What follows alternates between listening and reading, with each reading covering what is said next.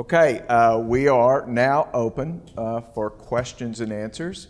Okay. Thank you so much. Excellent lecture. Thank you. Actually, last night in the media was a discussion regarding the 2 tiers of speed around the world for, the licensing going forward for 2 tiers of speed, and how that would affect startup companies. Do you know what I'm speaking of? It was spoken of. She's probably talking about the whole. Oh, 2 internet speeds. 2 okay. internet. What's happening is 2 internet speeds. This is global, Mm-hmm. and they're talking about going ahead with licensings to allow that. The concern is that will handicap startup companies, which is of interest because Google just announced that they're spending $1 billion, which is a small amount when you talk about $2 billion for the Clippers, or 20. It's true, or 20 billion that the buyer is worth, $1 billion on small 250-pound satellites to cover the global sphere, to allow for access. And so the concern is that when there are 2 speeds available and there is a money, the going forward, the licensing or the thumbs up or thumbs down of that going forward. My question to you is, what are your comments in terms of how that will affect small startups like yourself as you once were? I don't think it's clear how that's going to work. The first thing that you can see are some of the negatives. Business and especially entrepreneurs tend to find a way around those issues. If this turns out to be a big negative, then it'll probably be changed. We go through evolutions and cycles of finding out what really works the best, and the internet has gotten to be pretty clogged up. So I think we'll see this thing work out over time. I can't tell you right now whether it's going to be a good or a bad thing. And I have one additional comment in that, in terms of, like you were saying that, well, if it's a negative thing, it'll be fixed, which is hopeful. But my understanding of the situation initially was that when the internet was coming about, there were forces up high that very much opposed it.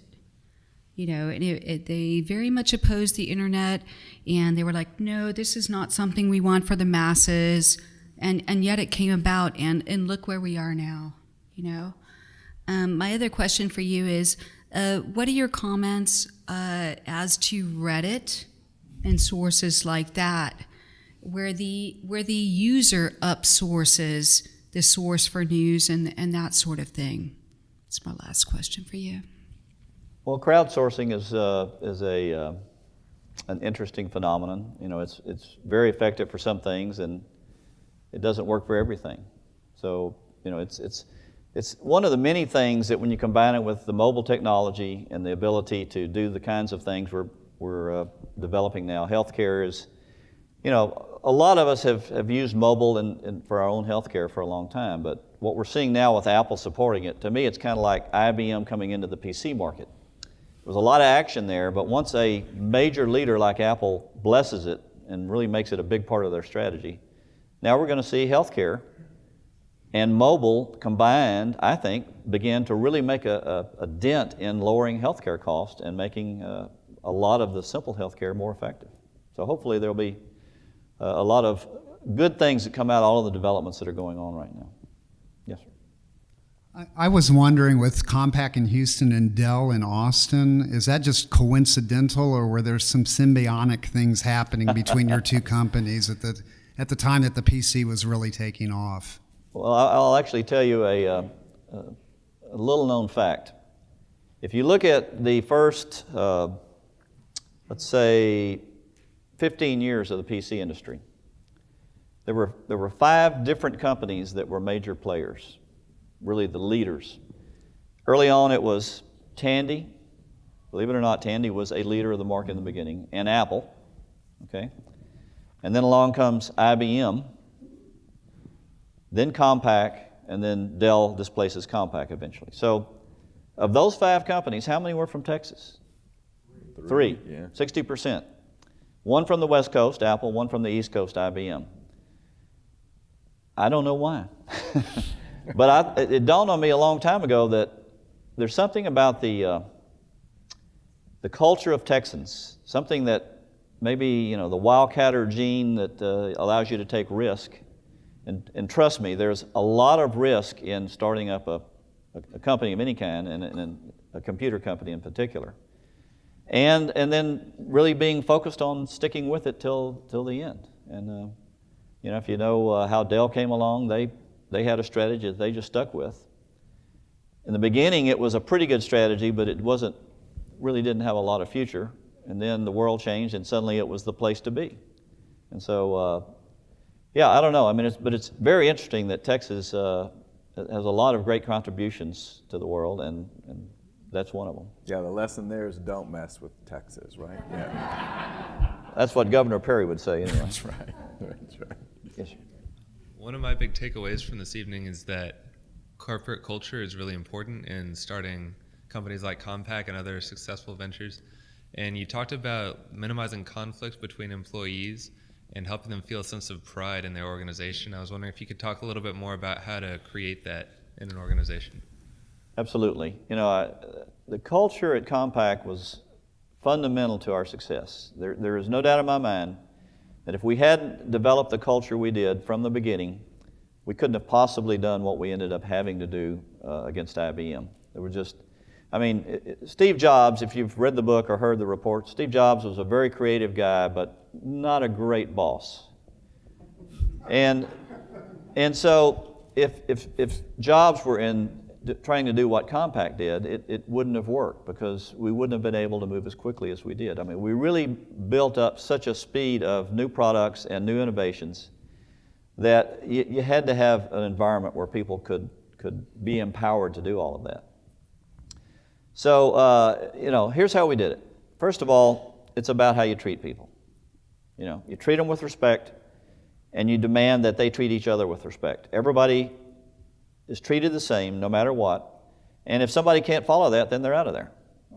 That's an absolute rule. The next thing is you need to keep people informed about what the game plan is. If you assume they'll know when they need to, that might work if they weren't people, but people need to know what's going on, and they feel more comfortable doing what they're doing if they have an idea of what the game plan is, and if they feel like they're being told the truth. Always be truthful. You can fool a lot of people, but you can't fool all the people. And all you need to do is try to mislead people one time, and you've lost your credibility. So as a leader of a company, you better be honest with your people and always tell them the truth. If you can't tell them, then tell them I can't tell you. But don't mislead them. And then I guess the last thing is help them understand how they're a critical part of the organization. One of the things that made people feel so good about coming to work at Compaq was they knew that their job was important to us doing what we were doing. I would talk about that at every meeting. When we were a small company in a small room, I would get everybody in the company there. In the late 80s, when we were 8,000 people in Houston, we would have 3 different meetings in this big Baptist church out on Jones Road. And we would do the same meeting 3 times so that everybody in the company could still hear what we're doing, what's going on around us, what our competitors are doing, what the world thinks about us, and then give them a chance to ask questions. If there's something on people's mind, you want to know about it. And you really got to create an environment where they're not afraid to ask the question. There's this interesting thing of, well, gee, what if somebody sort of starts, going off on a tangent and, beating their own horn or some cause or something, aren't you afraid of that? And I have to admit, I was concerned about how this would work, but when you have this culture where people feel empowered, I didn't have to say a word. If somebody started going down the wrong path, the people around them would say, shut up and sit down. And when everybody's saying that, they usually did, it's like, it becomes, they have a vested interest in this culture. They love it, they want it to continue, and so they become part of it. And then when you get all those pieces working together, then some magic happens. Then people are empowered.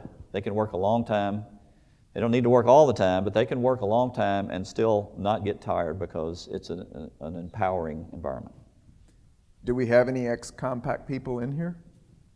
So what I'm curious to know is in the 1980s, I have a feeling that most of the people working in the industry would not imagine that today we would be sitting here with tablets and phones, pretty much able to access any ounce of information that we wanted to. So I'm curious to get your perspective on what the next 30 years of innovation in the United States and in the world. I mean, you mentioned healthcare, and wearable technology is a big conversation. I'm curious just to see what you think will be the big topic here in the next 30 years going forward. Okay. Well, clearly nobody knows where it's going, but I can tell you from looking back the kinds of things to look for. The internet came along, and people thought it was kind of cool, and it began to do a few little things. But if you really understood what was happening there, you're putting all these PCs that people had that they owned, and you were able to connect up and start doing all the things the internet empowered, that was going to change the world. And certainly it changed the world. I mean, it really grew and changed, and a lot of things happened as a result of it. Not all of them good, but that's kind of the way things go. Then, one of the most interesting things that happened, everybody was looking for the next big thing. Apple stumbles onto it, but Jobs is smart enough to figure out what it is and runs with it, completely surprises all of his competitors. Apple goes from almost out of business to the market leader in about 3 years, literally. From 2010 to 2013, Apple went from just kind of hanging on, getting a little stronger with the iPhone sales, but when the iPad came out, they took the leadership position of the market, and their margins are much higher than everybody else. So where does all that go? Well, the internet isn't over. It's still an underlying source of growth. In other words, figuring out how to use the internet to do things better. And then what came on top of that is mobile, and we're just at the beginning of that. You know, there's a tendency at each point in time to think it's over. We thought we were late getting in the PC market. You know, looking back, we were right at the beginning of really forming the way it was going to be. I can't tell you what the next thing is. I wish I could, see the future. That probably would be a bad idea if I could, but I think for certainly in the next 5 years, that a lot of the growth and a lot of new markets are going to come just from figuring out how to use mobile and internet combined. And then somebody's going to stumble onto the next thing and hopefully figure out how to make it all fit together. Move it down a little bit. Okay, so looking back over the history of about 20 years, right? You have Compaq, led by you, and I hate to say it, but as you weren't CEO, president anymore, the company kind of trailed into, I guess, non-innovative. You have Jobs, he just passed away. Dell, if you notice, the company's not all that innovative. I mean, yes, they have these things here and there, but not enough to recreate the company and bring it back to life. How do you feel that, I guess, Apple's going to go in the future as well as Dell? I mean, are they going to be, if you will, part of, if any of you guys know business, the business S-curve where they kind of just fall off and don't really recover? I think Apple has got a good future. They built a brand that was stronger than IBM was in the 80s, and that's very hard to do. And nobody's really got a leverage, an advantage on them right now. Now, if you read the last chapter of the book, you see that the industry standard repeated itself. It doesn't happen very often. In no other computer market was there an industry standard. But then in smartphones, so it's an interesting story how Google came out with the Android and really provided the foundation for the next industry standard in smartphones. Now, the importance of that was once Apple had gotten such a big lead, they had all the app developers developing for them. So if each smartphone company had stayed different architecture, as they were at the time, then none of them would have got enough apps to be a competitor at all. It was Apple and nobody else. But when the industry standard operating system came out and 100 different phone makers ran all the same software, then they had a big enough base to attract the developers. And so what happened is, over a period of a few years, 100,000, 150,000 apps were available for Android. And then it's a very strong parallel to what happened in the 80s. They were all just sort of in there slugging it out. And then one began to emerge out of the pack. Samsung, through marketing and innovation, began to turn out to look like the leader of the whole Android pack. And right now, they've moved up to the point where they're definitely Apple's major competition going forward. Now, Dell and HP and others, they're not out of the game. They've got a good base business to provide, the money needed, the capital needed to go into new markets. But Microsoft kind of let them down. They were depending on Windows 8 to really give them the fuel they needed to go be in that game and compete. And Windows 8 just hasn't delivered it, unfortunately. It was a hard thing to do. Microsoft tried to do it, but it just didn't work out to be that way. I tried to use Windows 8, and it wasn't what it needed to be. And so the bottom line of that is those companies are going to be around and they're going to be in the game, but they've got to figure out a strategy that gets them some leverage to get into the market. But right now it's Apple and Samsung. Apple, the fact that that Apple didn't continue to come out with innovations as rapid a pace as they had with Jobs there wasn't about Jobs leaving. It was about the technology sort of slowing down. They rode that technology advance in that area until it kind of reached a plateau. It's very much like Compaq did in the 80s. At the end of the 80s, it began to plateau, and we had to go out and find other places to innovate. Okay, sorry. I have one more question. So I come from the medical device arena, work for the FDA, med device companies, pharmaceutical. When you say Apple may be, I guess, rejuvenating itself with medical device or, let's say, wearable, even the FDA is looking to put very hard restrictions on wearables because people are saying, oh, they could cure cancer, whatever, right? Is technology ready to, instead of changing every 3 to 6 months, ready to go at a pace of 2, 5, 10 years to get FDA regulations through, to get it on market, to have all these ads that we always see all the time? Because, they're at totally different industry speeds. Yeah, I think you're talking about medical devices and drugs when you're talking about FDA. Yeah. And what we're really talking about is individual empowering devices and software that allow you to check yourself and to communicate to your doctor things you've done that tell him something about you. Right now you call him and you say, I don't feel very good. But you can't tell him what my blood pressure is, my heart rate, my this and my that. And so when you can do that and you can do it in a way that's believable, it's credible, then hopefully it's not going to happen right away. It's going to be gradual, but I believe it will begin to make an impact. Okay. I guess the question was, do you think they could keep up with FDA regulations?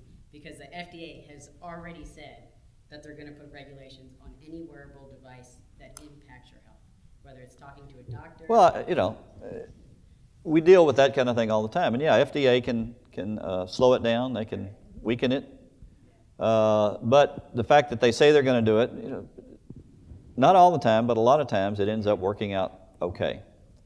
They do need to protect people from themselves in some ways, but they also need to get out of the way at other times. So. Okay, this is the 2-minute warning now. Okay, I'd like you to maybe talk, if you would, a little about the educational experiences you had and other kinds of, say, on-the-job training that made it possible for you to do something like this, and what of those experiences you utilized and how those fed into what you were doing. And then it's kind of a two-part question, but from a financial education standpoint, how did you structure the company initially? How did you get the investment? Was it private funding, private placements? Did it go to public, and how did that work? Okay, so my education was consisted of two pieces, the University of Houston and Texas Instruments. TI, 13 years. One of the great things about TI is I was an engineer, but as I got into broader and broader parts of the company, they really like to give you an opportunity to run a business. And so after I'd been there about probably 7 or 8 years, I became a PCC manager, which is really a general manager over a business. And that's where I got the experience of running the whole thing, of leading a team. And then I did that 2 more times. And so by the third time, I was really learning how to do it. The second time was when the 3 founders of Compaq met, sort of didn't meet, but really began to work together on a startup. You might say we had a practice run when we got TI into the Winchester disk business.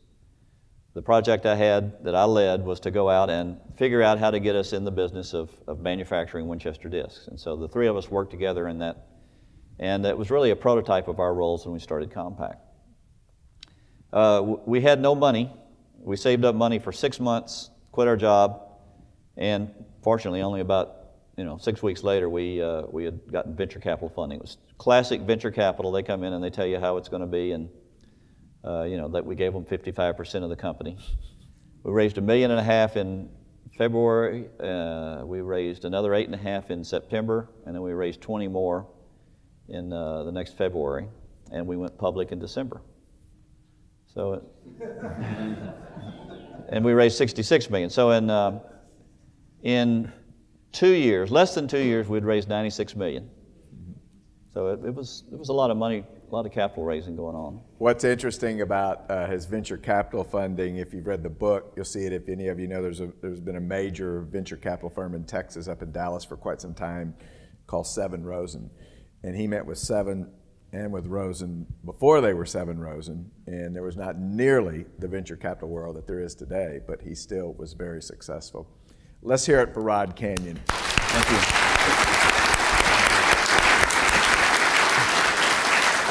Well done. Thank you. Thank you.